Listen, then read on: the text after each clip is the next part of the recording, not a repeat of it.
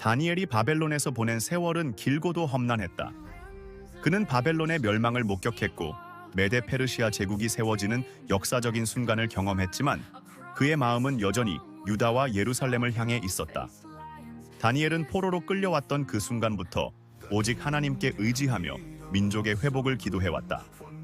그는 모든 사건 속에서 하나님의 손길을 느꼈으며 자신의 민족이 하나님 앞에서 회개하고 다시금 그분의 은혜를 입기를 간절히 바랐다. 하루는 다니엘이 예루살렘을 향한 기도의 시간을 가질 때였다. 그는 예레미야의 예언을 다시금 상기하며 이스라엘의 죄로 인해 겪고 있는 고난의 시간이 70년임을 깨달았다. 다니엘은 무릎을 꿇고 겸손히 하나님께 기도하기 시작했다. 그는 자신의 죄뿐만 아니라 이스라엘 백성 전체의 죄를 대신하여 회개하며 간구했다. 오 주 여호와여, 다니엘은 떨리는 목소리로 기도했다. 우리는 당신께 범죄하였고 당신의 명령을 어겼으며 율법을 지키지 않았습니다. 우리의 조상들도 당신의 말씀을 거역하였으며 우리는 그 대가를 치르고 있습니다. 그러나 주여, 당신은 자비와 사랑이 풍성하신 분이십니다. 우리를 다시금 돌아보시고 당신의 백성을 회복시켜 주소서. 다니엘의 기도는 단순한 형식적인 기도가 아니었다. 그것은 그가 평생 동안 쌓아온 신앙과 하나님에 대한 절대적인 의지를 바탕으로 한 간절한 회개의 외침이었다. 그는 자신의 민족이 하나님 앞에서 얼마나 멀리 떨어졌는지, 그들의 죄로 인해 벌어진 비극적인 역사적 사건들을 깊이 깨달았다. 그는 눈물을 흘리며 기도했다.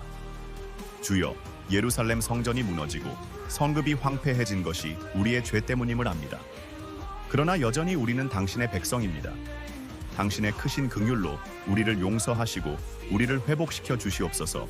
다니엘의 기도 속에서 그는 예레미야의 예언에 대해 깊이 생각했다. 예레미야는 바벨론의 포로로 잡혀간 시간이 70년이 지나면 하나님께서 다시 이스라엘을 회복시키실 것이라는 예언을 남겼다. 다니엘은 그 예언을 기억하며 그 시간이 거의 다가오고 있음을 깨달았다. 그는 바벨론에 끌려온 지 수십 년이 지났고 이제 예언이 성취될 때가 가까워지고 있다는 생각에 마음이 뜨거워졌다. 예레미야의 예언이 그에게 주는 의미는 단순한 미래의 약속이 아니었다.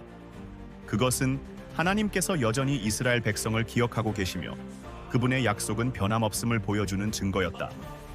다니엘은 그 예언을 마음에 새기며 하나님께서 민족의 회복을 이루실 때를 준비하기 위해 더욱 기도했다. 주여, 예레미야의 말씀을 이루소서. 당신의 백성을 다시 예루살렘으로 돌려보내시고 그 성읍을 다시 세우게 하소서. 우리는 우리의 죄로 인해 이 고난을 받았지만 당신의 은혜와 긍휼로 우리는 다시 일어설 수 있을 것입니다.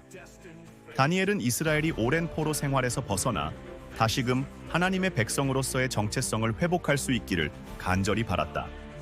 그는 민족의 미래를 하나님께 맡기며 그분의 계획이 이루어지기를 기도했다.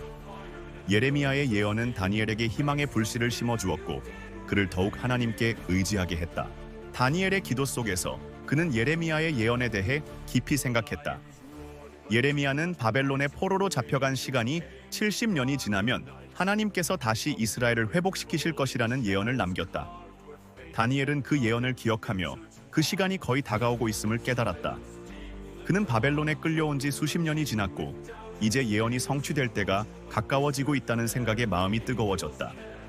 예레미야의 예언이 그에게 주는 의미는 단순한 미래의 약속이 아니었다.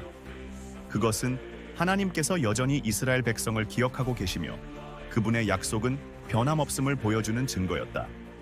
다니엘은 그 예언을 마음에 새기며 하나님께서 민족의 회복을 이루실 때를 준비하기 위해 더욱 기도했다. 주여, 예레미야의 말씀을 이루소서.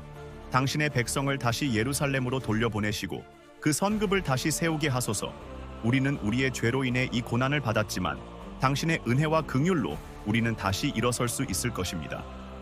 다니엘은 이스라엘이 오랜 포로 생활에서 벗어나 다시금 하나님의 백성으로서의 정체성을 회복할 수 있기를 간절히 바랐다. 그는 민족의 미래를 하나님께 맡기며 그분의 계획이 이루어지기를 기도했다. 예레미야의 예언은 다니엘에게 희망의 불씨를 심어주었고 그를 더욱 하나님께 의지하게 했다. 다니엘이 깊은 기도 속에 빠져 있을 때 그에게 하나님의 응답이 찾아왔다. 천사 가브리엘이 다시금 그에게 나타났다. 가브리엘은 다니엘에게 다가와 하나님께서 그의 기도를 들으셨음을 전하며 그에게 중요한 메시지를 전하기 위해 보내졌다고 말했다. 다니엘아, 하나님께서 네 기도를 들으셨고 너의 회개의 기도를 기뻐하셨다. 이제 너에게 민족의 회복에 대한 더 큰 비밀을 알려주겠다. 가브리엘은 다니엘에게 이스라엘이 포로에서 돌아오는 것만이 끝이 아님을 알렸다.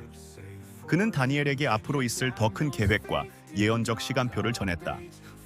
70일에가 정해졌으니 그것은 이스라엘 백성이 죄에서 벗어나고 죄악이 종결되며 의로움이 세워질 때를 가리킨다.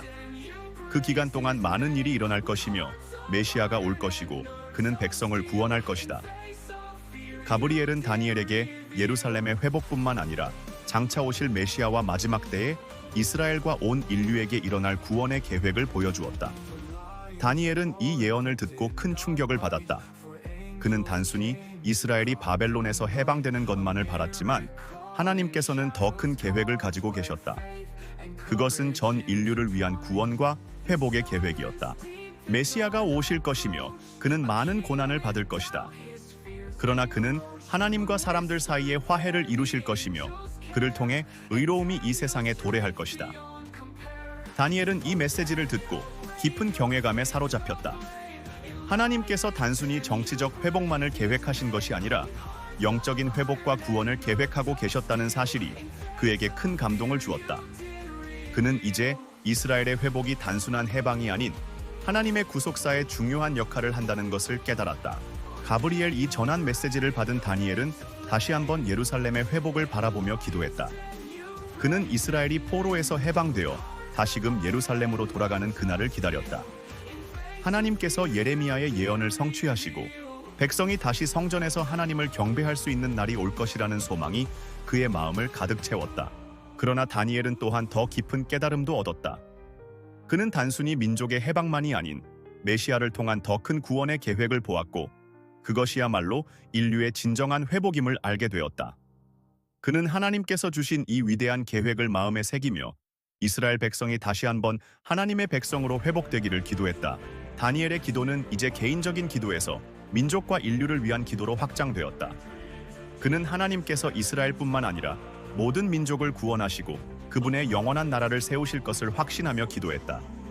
그의 마음속에 하나님께 대한 신뢰와 소망이 더욱 깊어졌고 그는 민족의 회복이 하나님의 큰 계획의 일환임을 분명히 알게 되었다. 주여, 우리는 당신의 백성입니다.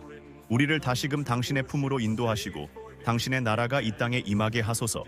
당신의 약속이 이루어지기를 간절히 기도합니다. 다니엘은 여생 동안 그 소망을 품고 살았다. 그는 예루살렘의 회복을 목격하지 못했지만 그가 본 예언을 통해 더 큰 하나님의 계획을 확신하며 살았다. 그리고 그 소망은 그의 신앙을 더욱 견고하게 만들어 주었다. 마지막으로 다니엘 9장 3절입니다. 내가 금식하며 벗을 입고 재를 덮어쓰고 주 하나님께 기도하며 간구하기를 결심하고. 다니엘의 이 기도는 그의 민족을 위한 간절한 중재 기도로 이스라엘 백성의 죄를 대신 회개하며 하나님의 긍휼을 구하는 모습이 담겨 있습니다. 그는 자신의 민족이 겪는 고통과 하나님의 진노를 깊이 이해하고 절박한 마음으로 민족의 죄를 대신 사과하며 자비를 간구했습니다. 이 구절은 우리가 개인적 회개와 더불어 공동체를 위한 기도의 중요성을 기억하게 합니다. 다니엘처럼 우리는 자신뿐만 아니라 우리의 가족, 이웃, 그리고 사회를 위해 간절히 기도하며 하나님께 긍휼을 구해야 합니다. 이렇듯 다니엘서는 그의 시대를 초월하여 오늘날에도 깊은 영적 교훈을 전해주었습니다. 그의 삶과 신앙을 통해 우리는 하나님께 대한 절대적인 충성과 믿음의 중요성을 다시금 깨닫게 되었습니다.